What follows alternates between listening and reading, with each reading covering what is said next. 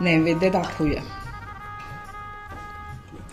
छोटंसं एक तुळशीचं इथे मी नैवेद्य आहे म्हणून तुळशीचं पान ठेवलेलं आहे आणि आता सजावटीसाठी मी थोड्याशा केशर काड्या घालून घेते।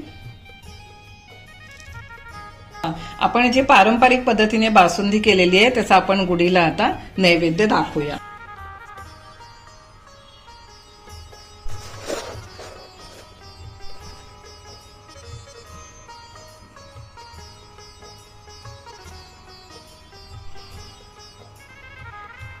आपली इथे पारंपरिक पद्धतीने गुढीची पूजा करून झाली आणि नैवेद्य देखील दाखवून झालेला आहे। पुन्हा एकदा आमच्या सगळ्या खवय्यांना गुढीपाडव्याच्या शुभेच्छा आणि हिंदू नवीन वर्षाच्या देखील शुभेच्छा।